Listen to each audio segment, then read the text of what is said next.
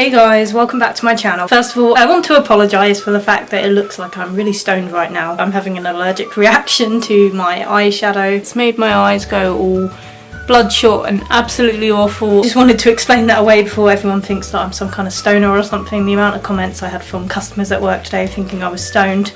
I'm not stoned. I'm just allergic as hell to my makeup, which makes me really sad, and that's why I look like a bald egg. So what I wanted to talk about in today's video is Shane Dawson's series that is directed at Jake Paul. Now, a lot of people are opposed to this. A lot of people had problems with this before it was even a thing. Personally, I was of the idea of giving Shane a chance before making judgment before he's even made the series. A lot of people had the argument that Shane was giving someone that didn't deserve it a platform to speak and to defend himself. Personally, I don't believe that to be true. I mean, Jake Paul is already so big on the website. Does it really matter if Shane Paul is... Shane Paul?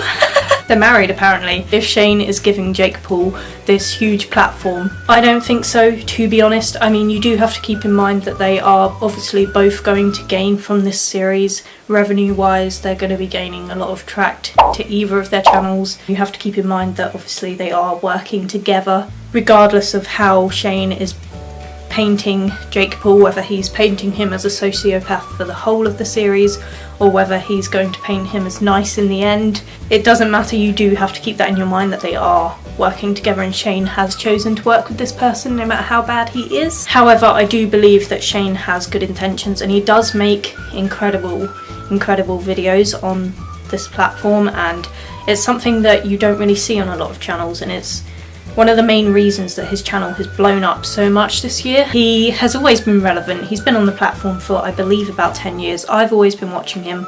I've always found his content to be entertaining no matter what he was doing, you know. But I think this year he's really pushed it above and beyond what anyone ever expected of him. I really applaud that, of him putting himself out of his comfort zone and always changing up his content, which is what makes him so relevant and such a good creator on here, because he's not just copying everybody else doing drama videos or reaction videos. I'm literally talking about myself.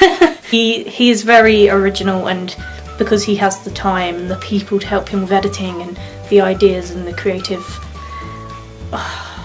I can't think of the word, but you know what I mean. Has these ideas and he is this talented, he is able to use this platform to put out what he wants because he's already got the audience there to support him, because his channel has always been about him and his personality no matter what kind of content he's put out. Ultimately, at the end of the day, if you're going to have a successful channel, I think that your subscribers really need to connect with who you are as a person, and I find that a lot on my own channel as well, that I definitely gain more subscribers when I'm making videos also about myself, and I feel like people connect with me on a more emotional level when I overshare, which I do too much, but at the same time oversharing on your platform can definitely help you to be and stay relatable to your audience no matter how big you might grow. Like, Shane might be a millionaire, I don't know how much he earns, but he could literally be a millionaire and you would still relate to him and still want to go back to his channel for him, because everybody knows who he is as a person and who he has turned into on here, if you know what I mean. The whole idea of having Jake Paul on his channel is obviously going to benefit both of them, as I've said before. I do think that it is a good idea because Shane could really look at it from a non-biased perspective. From my knowledge, at least, they aren't friends or anything like this, so it's not going to be like the Tanacon series where he's holding this bias and he wants the world to see her as a good person, where he's going to forgive her at the end of the day no matter what she's done wrong.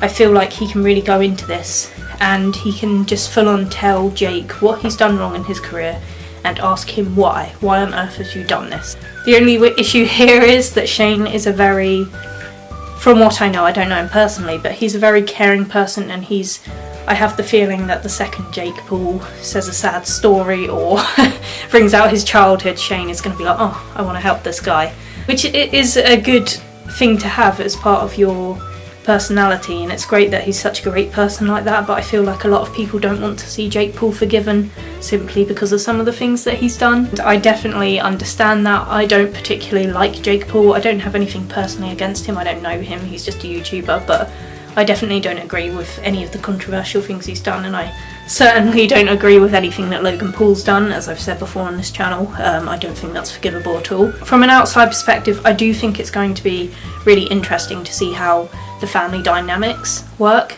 amongst the Pauls, because it is interesting to see why they're both like that and why they've turned into these people. I do want to know if they've always been this way, or whether they've just been so dragged into the YouTube machine of garnering views and having yes men around them that they've just turned into these people. Because I feel like it could happen to any one of us. Like, if I gained a lot of traction for doing bad things on the internet and I was earning enough to not have a job and to have a huge house to myself, and I was earning enough to be really, really rich, and I had people around me telling me it was the right thing to do, I feel like I could definitely fall into that trap, and I feel like anybody could, and we'd be lying to ourselves if we said that we couldn't. I do think it will be interesting to see why they do the things they do and how their family dynamics work, because I know there's a lot of controversy about Greg Paul as well, and with underage girls and sex tapes and things like this, so it would be really interesting to see, because from my perspective it seems like they all are a bit messed up, and it would be interesting to see where the two brothers get it from. From the first 2 episodes, I will say, I do agree with some of the comments where they're saying that Shane shouldn't be painting sociopaths in the way that he is, because at the end of the day it is a mental illness, and if you feel any empathy for a human being, you would be able to sympathise with anyone that isn't able to have normal emotions, that isn't able to act like a normal person, that isn't able to sympathise or get upset about certain things like anybody else. Like, it is still mental illness, and debatably putting creepy music and all these edits in and stuff, it can be taken the wrong way, and I can see why people are getting triggered and offended. I can see why it's kind of toxic, because you don't want everyone to be labelling anybody they know on the street as a sociopath just because they have a few of the symptoms that this lady in his video was talking about, and you don't want people to take this whole 1 in 25 thing so seriously that, you know, his young audience are going to go to school and be like, you're a sociopath, you're a sociopath, you're a sociopath. I do think that's a little bit dangerous. However,